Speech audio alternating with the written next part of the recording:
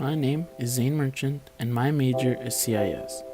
So before you start macros, you have to have the developer tab. So let's do it. So first, to get the tab, we need to go to File.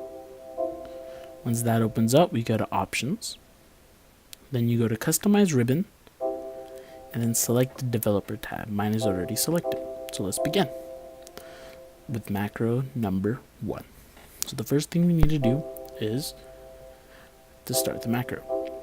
To do this, we use relative references. Then we hit record macro, and we're going to name this macro copy Control Shift Z. Hit OK.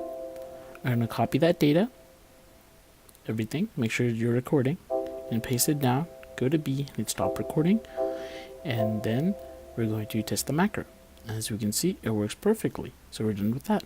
Now it's time for macro number 2.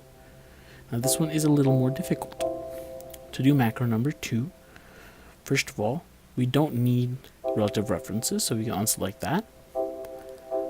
And this one will take some time, but you hit record macro when you're ready, and it'll actually copy the data down and shift it over. So hit record macro. This is going to be macro shift, control, shift, X. Once you've done that, now we have to just copy and paste the data a little bit at a time.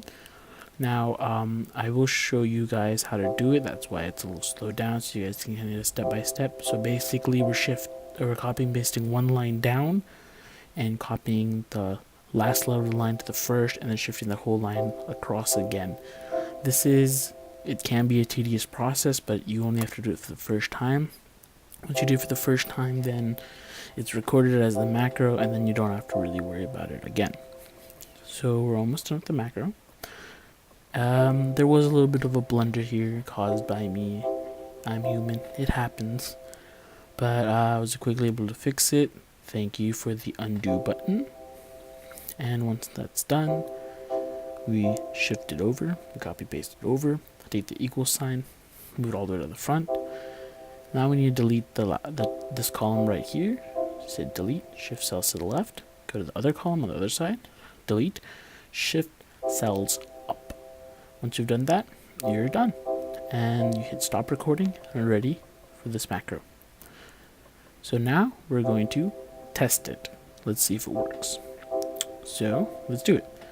We click the A, and we're going to hit Control, Shift, and X. And it moves the data. We do it again. We do it one more time, and there we go. It's a score. So if that shows up, then we've done it correctly. We've done the macro correctly, and everything works just fine.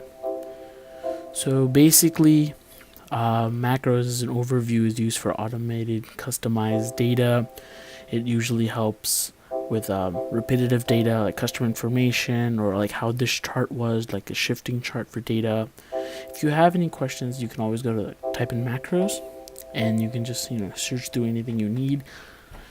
My computer is a little slow today, so it took a little bit of time to open up, but usually it shouldn't take too much time. It should be pretty quick, and it'll open up. It'll tell you how to do macros, create macros, all the things with Microsoft Excel, and everything else you need. And there are just some things to help you sort it out.